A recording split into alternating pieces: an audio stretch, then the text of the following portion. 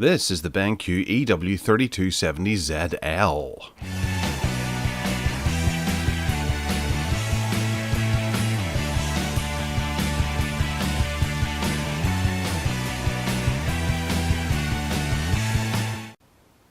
Hi there folks. So have you ever thought to yourself, gee, my monitor is just too small? Well, I have an answer to some who will probably say yes. And it is, let's do some smooth panning here, the BenQ EW3270ZL. This is a LED backlit monitor that works out to be a whopping 32 inches. I imagine doom on that. Well, that's what I'm going to have a go at. So we have slim bezel, a 178 degree viewing angle. It's Quad HD, which is kind of 2K-ish, 2560 by 1440. It's got eye care technology inside it. It also has a kind of 3D display type thing that's not 3D, but it's a thing. And also it's got low blue light, which kind of goes in with the eye care thing. So it's not quite 4K, but it's getting up there, and games should look splendid in it. And it's too big to fit on the camera, and I do have a particularly wide angle on this camera. So what I'm going to do is I'm going to construct it in front, and we'll have a play with it. So first up, we have the bottom part of the stand. Now we've seen this design before from BenQ. Works very well. We have a bit of plastic on the front there that you can see is a kind of brushed plastic effect. It's actually got a few scrapes because, full disclosure, this isn't an original unboxing, because someone's had it before me. So I'm putting all the parts are there. We have rubber feet, 5 of, and then this screw bit that fits into the rest of the stand to keep it all secure, would be the best word for it. So we'll put that there. And of course we have the second bit, which is surprisingly small for the type of screen that this is, or the size of screen that it is. We have 2 rubber feet here. Obviously it doesn't need rubber feet here because this bit inserts into this bit thusly. And then we use the screw to tighten her all up. Looking well there. And that's where the actual screen connects. It looks like this one uses screws. So here we are with the screen. It's too large to feature on camera, so we'll do it bit by bit.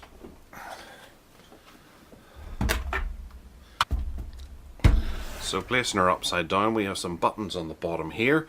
Obviously this is to interact with the on-screen menu. It's very nice. No speaker grills or anything on the bottom. There does appear to be here, well, we'll show it whenever it's fully connected. Then here we have the back of the sensor for sensing the light. The screws spring loaded so you don't lose them. That's a nice touch. Whilst it isn't click and collect, no, click and attach, having it spring loaded so they don't fall away is very handy. We have our speaker grill here and here. So we have HDMI 1, HDMI 2, mini HD, or mini DP even, that's DP there. And then we have the headphones, line in, and power. Then we over this side, we have the Kensington Lock. This bit up here is the BenQ logo. It's not that visible, I suppose, but trust me, it is. And then this is where we insert our stand. So we're gonna have a go at that. Wow! Right, that was a fairly solid clunk. And it's not that easy to get in there because of the size of it and the angle I was going at. So down the front here you can see BenQ. We can see the sensor there.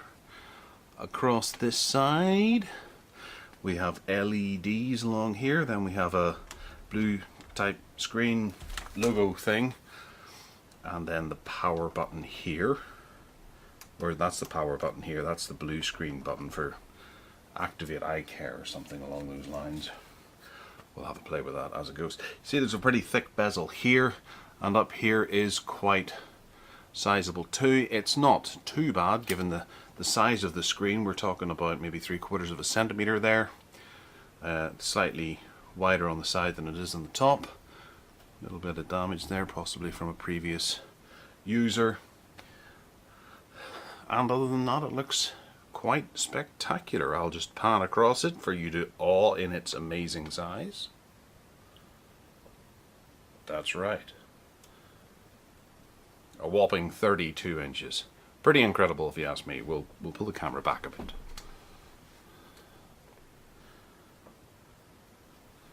There, now it looks like a regular screen. And because it featured in the background, there's an old Toshiba tablet here as well, which I'm going to hold up. This is I think it's a 10-inch tablet, roughly thereabouts. We'll just put that in there for size comparison. You know, this is a pretty hefty device, and it fills up that much of the screen. That's a big screen for a computer. And of course, if you look in the comments down below, I'm sure there's always someone who's got, I've got a 50-inch screen in my bedroom. Well, this is 32. Maybe not as big as yours, but it's certainly ample, and I look forward to having a go and seeing how gaming and video editing and all that kind of caper works on it, because that's what we're going to be using this for, is media production. I can't say that it's going to be that I'm going to be sitting down watching 2K movies or that sort of thing at this stage, but I'll certainly give it a go to demonstrate. But for the review, we'll be concentrating primarily on gaming and video editing. Alright, so if you have any questions, let me know in the comments down below. Hit that subscribe button.